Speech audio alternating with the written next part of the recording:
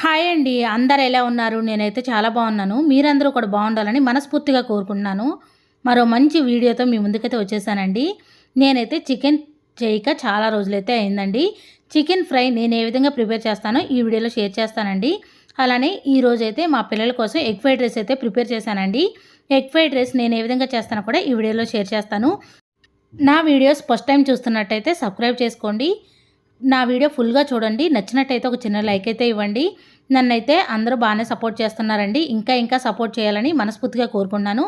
నా వీడియోస్ నచ్చితే చిన్న లైక్ అయితే ఇవ్వండి. అలానే కామెంట్ రూపంలో తెలియజేయండి మీ అభిప్రాయాన్ని. చికెన్ అయితే మంగళవారం రోజు ప్రిపేర్ చేశానండి. ఈ రోజు ఈవినింగ్ అయితే మా పిల్లల కోసం ఎగ్ ఫ్రైడ్ రైస్ అయితే ప్రిపేర్ చేశాను. ఈరోజు మార్నింగ్ అయితే ఆనియన్ ఫ్రై అయితే ప్రిపేర్ చేశానండి. అయితే మా పిల్లలు ఇంటికి వచ్చిన తర్వాత అమ్మ ఎగ్ ఫ్రై చేయమని అడిగారు. మా పిల్లల కోసం ఎగ్ ఫ్రైడ్ రైస్ నేను ఏ విధంగా ప్రిపేర్ చేశానంటే 3 ఆనియన్స్ అయితే తీసుకొని పొట్టు తీసుకొని పెద్ద ముక్కలుగా కట్ చేసుకొని చాపర్లో వేశానండి. చిన్న చిన్న ముక్కలుగా కట్ చేసి పెట్టుకున్నాను. 3 కోడిగుడ్లు అయితే తీసుకున్నానండి. అన్నం అయితే మిగిలిందని చెప్పాను కదా, ఆ అన్నాన్ని మొత్తం అంతా విడివిడిగా చేసుకున్నానండి. నేనైతే ఎగ్ ఫ్రైడ్ రైస్లో ఎలాంటి సాసులు వేయను, కొత్తిమీర కూడా వేయనండి. కావాలంటే సాసులు వేసుకోవచ్చు, చిల్లీ సాస్ కానీ టమాటా సాస్ కానీ వేసుకోవచ్చు. నేనైతే ఏమీ వేయనండి, నార్మల్గానే చేస్తూ ఉంటాను. అన్నాన్ని అయితే విడివిడిగా అనేసానండి. తర్వాత 3 పచ్చిమిరపకాయలను అయితే చిలకల్లా చేశాను. చాపర్లో అయితే ఉల్లిపాయ ముక్కలు అయితే వేసానండి. నాకైతే అంత సన్నగా కట్ చేయడం రాదు. ఇదైతే చాలా బాగా యూజ్ అవుతుందండి. 5 మినిట్స్లోనే ఎన్ని ఉల్లిపాయ ముక్కలైనా రెడీ చేసుకోవచ్చు. ఇక్కడ ఉల్లిపాయ ముక్కలు అయితే రెడీ అయిపోయాయండి. కొన్ని ఉల్లిపాయ ముక్కలు అయితే నంచుకొని తినడానికి ఉంచాను, కొన్ని అయితే ఫ్రైడ్ రైస్లోకి వాడానండి. ముందైతే ఒక ప్యాన్ పెట్టుకొని కొద్దిగా ఆయిల్ వేసుకొని కోడిగుడ్లు అయితే మామూలుగా ఫ్రై చేసుకుంటూ ఉన్నానండి. ఈ విధంగా గుడ్లన్నీ కార్చాను. ఆ కోడిగుడ్లోనే కొద్దిగా పసుపు, కొద్దిగా ఉప్పు, కొంచెం కారం వేసానండి. ఎందుకంటే ఎగ్ కూడా పట్టాలి కదా, ఇలా చేస్తే టేస్ట్ అయితే బాగుంటుంది. ఎగ్ ఫ్రైడ్ రైస్ కోసం అయితే ఒక ప్యాన్ పెట్టుకొని కొద్దిగా ఆయిల్ వేసుకొని జీలకర్ర, ఆవాలు, అలానే ఉల్లిపాయ ముక్కలు అయితే వేసానండి. 3 పచ్చిమిరపకాయలు అయితే చిలుకలుగా చేసి వేసాను. కరివేపాకు కావాలంటే వేసుకోండి, టేస్ట్ అయితే బాగుంటుంది. అలానే కొత్తిమీర కూడా వేసుకోవచ్చు. మా పిల్లలు తినరని నేను వేయలేదండి. కొంతమంది అయితే టమాటా ముక్కలు కూడా వేసుకుంటారు, నేనైతే వేయనండి. నేనైతే ఈ విధంగా సింపుల్గా అయితే చేశాను. ఇక్కడ ఉల్లిపాయ ముక్కలు అయితే మగ్గుతూ ఉన్నాయి.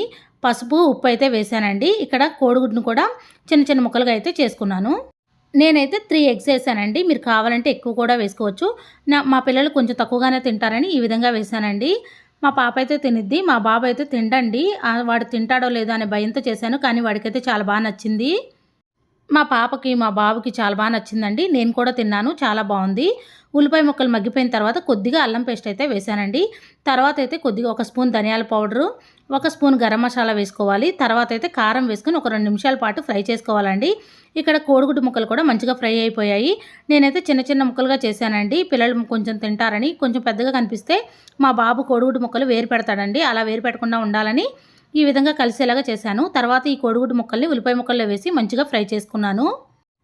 కోడిగుడ్డు ముక్కలు కూడా వేసిన తర్వాత ఒకసారి మొత్తం అంతా కలిసేలా తిప్పుకొని తగినంత కారం అయితే వేయాలండి. నేనైతే 2 స్పూన్ల కారం అయితే వేశాను. కారం అంతా మొత్తానికి కలిసేలాగా ఒక గరిటెతో ఒకసారి తిప్పుకొని మంచిగా ఫ్రై అవ్వనివ్వాలి. మీరు కావాలంటే టమాటా సాస్ కానీ లేదా చిల్లీ సాస్ కానీ వేసుకోవచ్చు. ఇలా ఫ్రై అయిపోయిన తర్వాత మనం విడివిడిగా చేసుకున్న అన్నం ఉంది కదండి, ఆ అన్నం మొత్తం వేసి మొత్తం అంతా మిక్స్ అయ్యేలాగా ఒక 2-3 సార్లు గరిటెతో తిప్పాలండి. తర్వాత కావాలంటే లాస్ట్లో కొత్తిమీర కూడా వేసుకోవచ్చు. పైన కొద్దిగా గరం మసాలా వేసుకుంటే టేస్ట్ బాగుంటుంది. ఈరోజైతే శుక్రవారం కదా, మా ఇంట్లో అయితే శుక్రవారం తింటారండి నాన్ వెజ్. శనివారం అయితే తినరు, బుధవారం అయితే తినరు. ఈరోజైతే నేను ఎగ్ ఫ్రైడ్ రైస్ అయితే ఈ విధంగా ప్రిపేర్ చేసుకున్నానండి. మీలో ఎంతమందికి ఎగ్ ఫ్రైడ్ రైస్ అంటే ఇష్టమో కామెంట్ చేయండి. నేనైతే ఎగ్ ఫ్రైడ్ రైస్ ఎక్కువగా ప్రిపేర్ ఏం చేయను, కానీ పిల్లలు ఇష్టంగా తింటారు కదా అని ఈరోజైతే చేశాను. నేనైతే ఎక్కువగా తిన్నండి, ఎగ్ కానీ నాన్ వెజ్ కానీ తిన్ను. నా అలవాటే మా బాబుకి వచ్చిందండి. కానీ మా బాబుకి అలవాటు చేద్దామనే ఉద్దేశంతో ఈ విధంగా ఫ్రైడ్ రైస్ అయితే ప్రిపేర్ చేశానండి. మా పిల్లలు అయితే హ్యాపీగా తినేశారు. ఒక ప్లేట్లో పెట్టి కొన్ని ఉల్లిపాయ ముక్కలు, ఒక నిమ్మకాయ ముక్క అయితే కట్ చేసి ఇచ్చాను. చక్కగా తిన్నారు. ఎగ్స్ ఎక్కువగా వేసుకుంటే టేస్ట్ అయితే బాగుంటుందండి. నేనైతే పిల్లల కోసమే కదా కొంచెం తక్కువగానే వేశాను. తినేవాళ్ళు అయితే కొంచెం ఎక్కువగా వేసుకోండి, ఇంకా బాగుంటుంది. ఎలాంటి సాసులు వేయకపోయినా ఈ విధంగా ప్రిపేర్ చేసుకుంటే మాత్రం చాలా టేస్టీగా ఉంటుందండి. మా పిల్లలకైతే ఈ విధంగా పెట్టించాను. ఫ్రైడ్ రైస్లో ఉల్లిపాయ ముక్కలు అలానే నిమ్మకాయ ముక్క నంచుకొని తింటే టేస్ట్ అయితే బాగుంటుంది. మొన్న చికెన్ చేశానని చెప్పాను కదండి, చికెన్ ఏ విధంగా ప్రిపేర్ చేశానంటే నేను చికెన్ అయితే 3-4 సార్లు కడుగుతానండి. కొద్దిగా కల్లుప్పు, పసుపు వేసి నీట్గా కడుగుతానండి. ఎందుకంటే బ్లడ్ వస్తూ ఉంటుంది కదా, నీట్గా అయితే శుభ్రం చేసుకోవాలి. నీచు వాసన రాకుండా ఉండాలంటే కల్లుప్పు వేసుకోవాలి, పసుపు కూడా వేసుకోవాలండి. ఏమైనా బ్యాక్టీరియా ఉన్నా పోతుంది. చికెన్ని నీట్గా కడిగిన తర్వాత అప్పుడు పొయ్యి మీద వేస్తాను. మా ఇంట్లో నాన్ వెజ్లో ఇంకేం తినరండి. ఎగ్, చికెన్ ఒకటే తింటారు. ఇంకా ఫిష్ కానీ ఇలాంటివి ఏం తినరు. మా వారు కూడా తినరండి. చికెన్ తీసుకురాక కూడా 3 మంత్స్ అయిపోయింది. పెద్దగా తెచ్చుకోరు. మంత్లో ఒకసారి అయితే తీసుకొస్తారండి. కానీ పిల్లలకైతే అలవాటు చేయాలి అనుకుంటున్నా. ఆ రోజు నేనైతే గోంగూర చట్నీ ప్రిపేర్ చేశానండి. వంట కూడా అయిపోయింది. మా వారు అనుకోకుండా మంగళవారం రోజు తీసుకొచ్చారండి. తీసుకొచ్చినప్పుడు 11:30 12 అయిందండి. అప్పుడైతే గబగబా చికెన్ ఫ్రై అయితే ప్రిపేర్ చేస్తూ ఉన్నాను. చికెన్ని శుభ్రంగా కడిగిన తర్వాత ఒక కళాయిలోకి తీసుకొని దాంట్లో అయితే కొద్దిగా పసుపు, కారం వేశాను. కారం వేయటం వల్ల ముక్కకి మంచిగా పట్టిద్ది. మనం ఉడికించేటప్పుడే కారం వేయటం వల్ల కారం ముక్కకు పట్టి మంచి టేస్టీగా ఉంటుందండి. మూత పెట్టుకొని స్టవ్ సిమ్లో పెట్టుకొని వాటర్ మొత్తం బయటకు వచ్చేంత వరకు చికెన్ ఉడికించుకోవాలి. చికెన్ నుంచి వచ్చే వాటర్తోనే చికెన్ ఉడికిపోతుంది. మా వారైతే 3/4 kg చికెన్ అయితే తెచ్చారండి. నేను మొత్తం కూడా ఫ్రైయే చేశాను. చాలా బాగా వచ్చిందండి. నేను ఒక్కొక్కసారి ఒక్కోలా చేస్తూ ఉంటాను. ఈరోజు ఏ విధంగా చేశానో చూపిస్తాను. చికెన్లో ఉన్న వాటర్ మొత్తం ఇనిగిపోయేంతలోపు నేనైతే అంట్లన్నీ క్లీన్ చేసుకున్నానండి. ఇల్లు మొత్తం నీట్గా క్లీన్ చేసుకున్నాను. కొన్ని బట్టలు ఉన్నాయి, వాష్ చేసి ఆరేసి వచ్చానండి.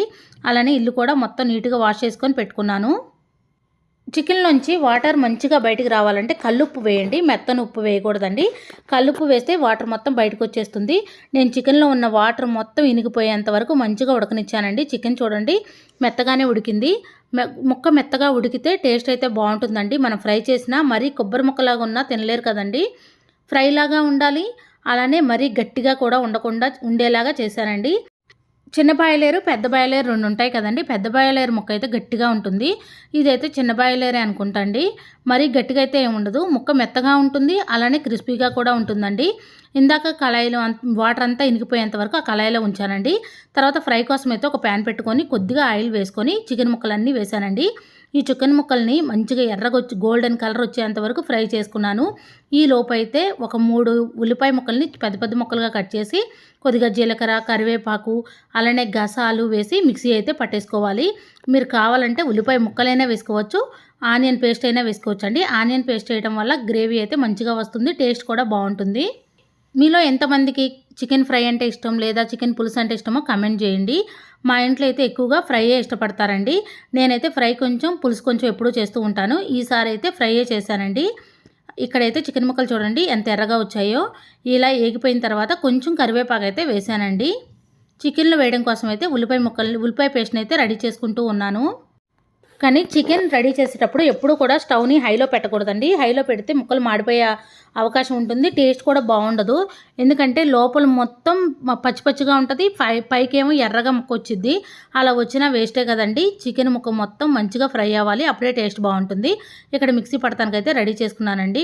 ఒక దాల్చిన చెక్క, కొద్దిగా లవంగాలు కూడా వేసి మిక్సీ అయితే పట్టేశాను. పక్కన చికెన్ ఫ్రై అయితే రెడీ అవుతూ ఉంది. ఇంకొక పక్కన అయితే ఒక ప్యాన్ పెట్టుకొని కొద్దిగా ఆయిల్ వేసుకొని ఉల్లిపాయ పేస్ట్ని అయితే ఆయిల్లో వేసానండి. ఆ పేస్ట్ మొత్తం పచ్చివాసన అంతా పోయేంత వరకు సిమ్లో పెట్టి మంచిగా ఫ్రై చేసుకోవాలి. ఆ పేస్ట్లోనే కొద్దిగా పసుపు వేసుకోండి. కరివేపాకు వేయడం వల్ల ఈ కలర్ అయితే ఉందండి.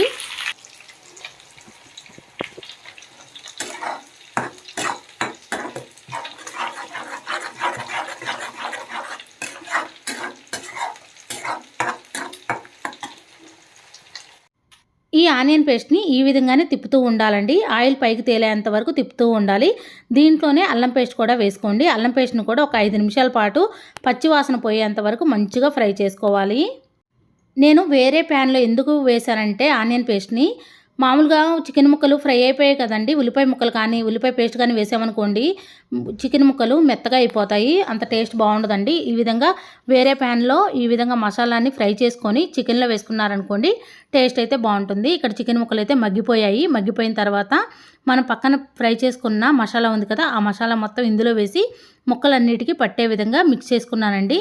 నేనైతే ఫ్రై చేసేటప్పుడు ఎప్పుడైనా సరే అట్లకాడనే వాడతానండి, ఎందుకంటే చికెన్ ముక్కలు బ్రేక్ అవ్వకుండా ఉంటాయి. ఇక్కడ చికెన్ ముక్కలు అయితే మంచిగా ఫ్రై అయిపోయాయి. కొద్దిగా ధనియాల పౌడర్, 1 స్పూన్ ధనియాల పౌడరు, కొంచెం గరం మసాలా కూడా వేసుకోవాలి. ఇక్కడ నేను ఇంకా కారం వేయలేదండి, మొత్తం మసాలా అంతా పట్టేలాగా వేశాను. ఇక్కడ కొంచెం ధనియాల పౌడర్ వేశాను. ధనియాల పౌడర్ వేసి ఒకసారి అట్ల కాడితే తిప్పుతూ ఉన్నానండి. నాకైతే ఈ చికెన్ ఫ్రై చేయడానికి 1 అవర్ అయితే పట్టిందండి, ఎందుకంటే సిమ్లో చేశాను.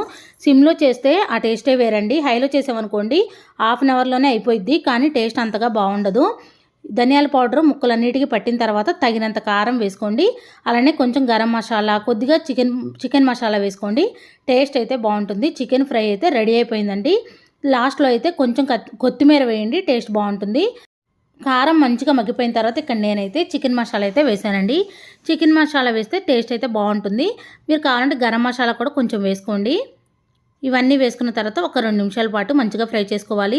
అన్నంలో కూడా చాలా బాగా కలిసిందండి. టేస్ట్ కూడా చాలా చాలా బాగుంది. ఇలా ఫ్రై చేసుకున్నప్పుడు సాంబార్ కానీ రసం కానీ పెట్టుకోండి, టేస్ట్ ఇంకా బాగుంటుంది. నేనైతే ఈసారి చికెన్ ఫ్రై ఈ విధంగా ప్రిపేర్ చేశానండి. ఆ రోజున గోంగూర చట్నీ కూడా చేశాను, అదే చూపిస్తూ ఉన్నానండి. నేను చేసిన ఎగ్ ఫ్రైడ్ రైస్ ఎలా ఉంది, చికెన్ ఫ్రై ఎలా ఉంది, నా వీడియో మీకు నచ్చినట్టయితే ప్లీజ్ లైక్ చేయండి, షేర్ చేయండి, కామెంట్ చేయండి ఫ్రెండ్స్. కొత్త వారు ఎవరైనా మన ఛానల్ చూస్తున్నట్టయితే సబ్స్క్రైబ్ చేసుకోండి. Thank you for watching. Bye అండి.